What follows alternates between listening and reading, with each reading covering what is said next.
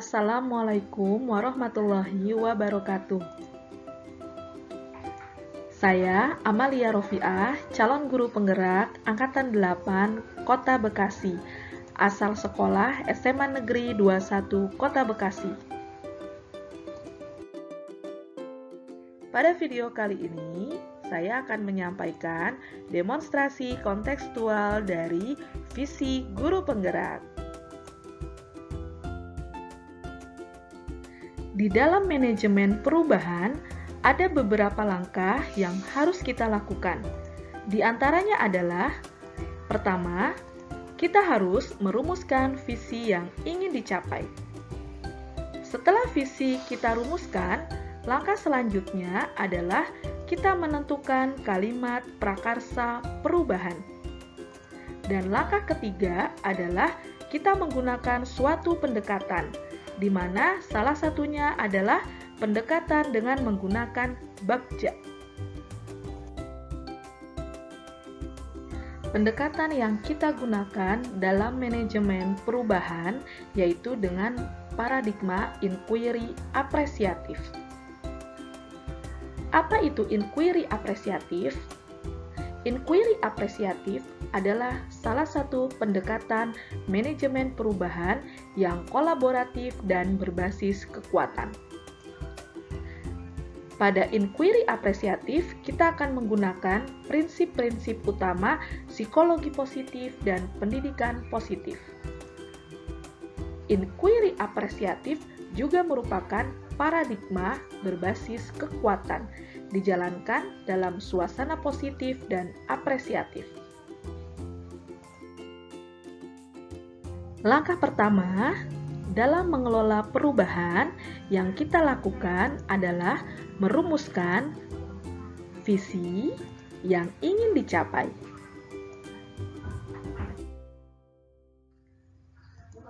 Sebagai guru, visi saya adalah menjadi guru yang berpihak pada murid demi terwujudnya generasi yang beriman dan bertakwa, cerdas, berkarakter, berbudi luhur, berlandaskan profil pelajar Pancasila. Langkah kedua, setelah kita merumuskan visi yang ingin dicapai, kita menentukan kalimat prakarsa perubahan. Kalimat prakarsa perubahan yang saya tentukan adalah mengembangkan pembelajaran berbasis proyek yang dapat meningkatkan kreativitas dan bernalar kritis murid. Langkah yang selanjutnya adalah penggunaan bagja. Apa itu bagja? Bagja merupakan tahapan yang terdapat pada paradigma inquiry apresiatif. Bagja sendiri adalah sebuah akronim yang terdiri dari B,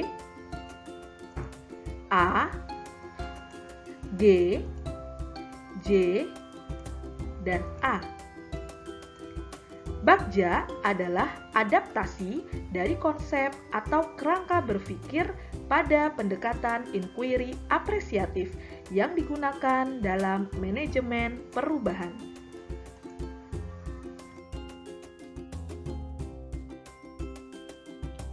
Tahapan pertama dari bagja yaitu B. Buat pertanyaan utama. Pada tahapan ini, kita akan menentukan arah penelusuran melalui pertanyaan-pertanyaan utama terkait dengan hal-hal positif apa saja yang sudah terjadi sesuai dengan kalimat prakarsa perubahan. Tahap yang kedua yaitu A. Ambil pelajaran. Pada tahapan ini, kita akan mengambil pelajaran dari hal-hal positif yang telah terjadi sesuai dengan prakarsa perubahan yang ditentukan. Dapat berasal dari pengalaman positif individu, kelompok, atau komunitas lainnya yang akan dijadikan pembelajaran.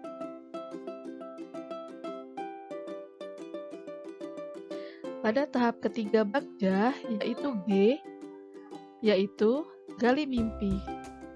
Pada tahapan ini, kita akan menyusun narasi keadaan ideal yang terjadi jika prakarsa perubahan yang kita rencanakan telah terwujud. Tahapan berikutnya yaitu J, jabarkan rencana. Pada tahapan ini kita akan mengidentifikasi tindakan-tindakan apa yang akan kita lakukan untuk mewujudkan rencana yang telah kita buat. Dan tahapan terakhir yaitu A, atur eksekusi. Pada tahapan ini, kita akan mentransformasi rencana yang telah kita buat agar menjadi nyata.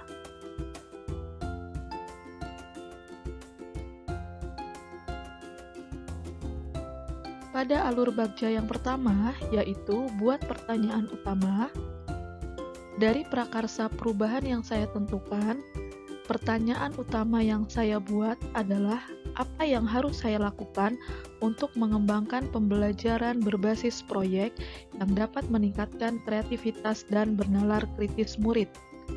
Kemudian, dari pertanyaan tersebut, tindakan atau penyelidikan yang dilakukan agar pertanyaan tersebut dapat terjawabkan, yaitu diskusi dengan kepala sekolah, rekan guru, dan rekan sejawat tentang pembelajaran berbasis proyek, serta pentingnya meningkatkan kreativitas dan bernalar kritis.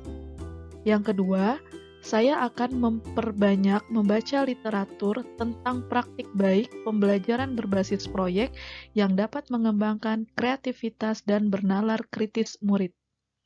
Dan yang ketiga, saya akan mencari tahu karakter murid melalui asesmen diagnostik.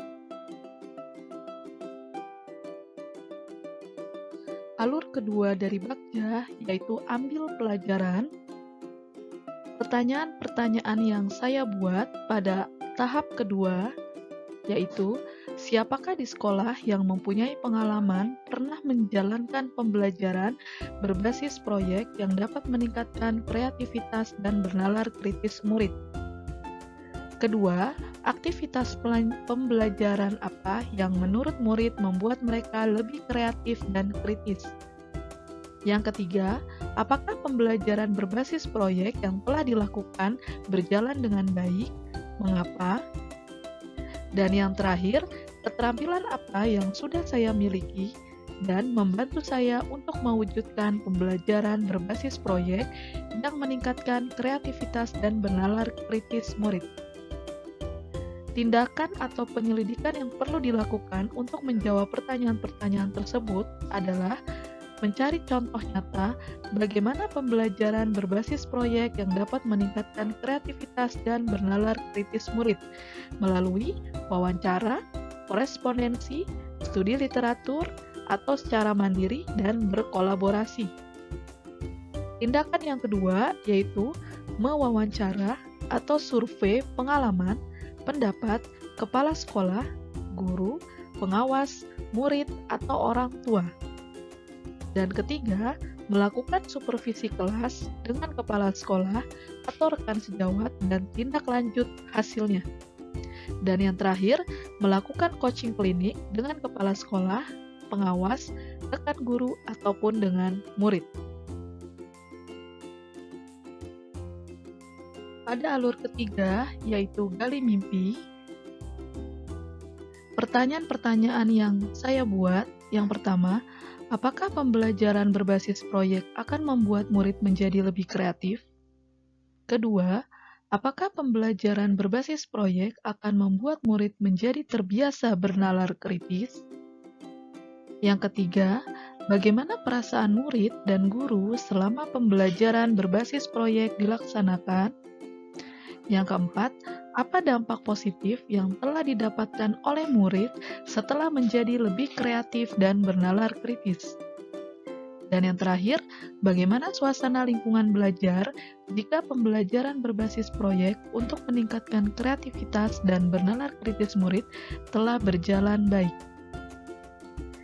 Sebagai tindakan yang perlu dilakukan untuk menjawab pertanyaan-pertanyaan tersebut, yang pertama, Melakukan penilaian kreativitas dan observasi sikap bernalar kritis murid selama pembelajaran berbasis proyek berlangsung. Yang kedua, melakukan refleksi pembelajaran. Yang ketiga, membuat portofolio murid yang berisikan hasil cipta atau kerja murid selama pembelajaran berbasis proyek. Yang keempat, melakukan wawancara dengan guru dan murid untuk mencari tahu dampak positif dan suasana lingkungan belajar yang terjadi dengan mengembangkan pembelajaran berbasis proyek. Dan yang terakhir, melakukan penelitian untuk melihat tingkat keberhasilan pengembangan pembelajar berbasis proyek terhadap peningkatan kreativitas dan bernalar kritis murid.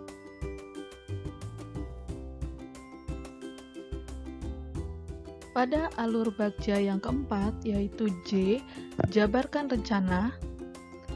Pertanyaan-pertanyaan yang dibuat, yang pertama, apa langkah paling awal yang dapat dilakukan untuk mengembangkan pembelajaran berbasis proyek yang dapat meningkatkan kreativitas dan bernalar kritis murid? Pertanyaan kedua, bagaimana mengukur kemajuan atau keberhasilan serta keberlanjutan dari pengembangan pembelajaran berbasis proyek untuk meningkatkan kreativitas dan bernalar kritis murid? Dan yang ketiga, bagaimana agar semua guru dapat mengembangkan pembelajaran berbasis proyek sebagai salah satu kontribusi membantu terwujudnya perubahan? Tindakan atau penyelidikan yang dilakukan untuk menjawab pertanyaan tersebut yang pertama, menggali informasi dari murid melalui dialog untuk melihat ketertarikan terhadap pembelajaran proyek dan antusias murid untuk menjadi kreatif dan kritis. Yang kedua, membuat RPP, modul, dan LKPD serta instrumen penilaian berbasis proyek yang sesuai dengan kondisi murid. Yang ketiga, bersama kepala sekolah, rekan guru, murid, dan orang tua membuat program-program kegiatan di luar intrakurikuler berbasis proyek yang dapat meningkatkan kreativitas dan bernalar kritis murid. Dan yang keempat, menjadwalkan evaluasi pelaksanaan pembelajaran atau kegiatan lainnya serta membuat rencana tindak lanjutnya.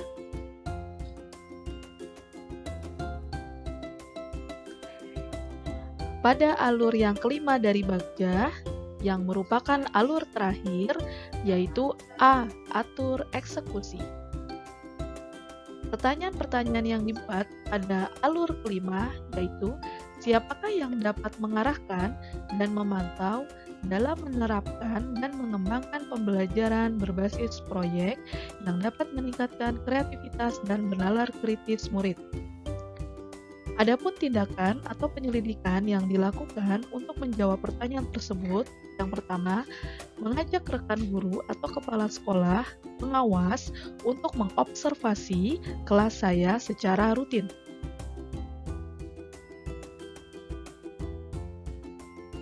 Demikianlah pemaparan saya tentang penerapan paradigma inquiry apresiatif untuk mengidentifikasi potensi diri dan membuat kalimat prakarsa perubahannya. Melalui praktik menyusun bagja, menurut kalimat prakarsa perubahan diri yang telah dibuat untuk kemudian dijalankannya. Semoga dapat membawa perubahan ke arah yang lebih baik dengan berpihak pada murid. Akhir kata, terima kasih. Wassalamualaikum warahmatullahi wabarakatuh.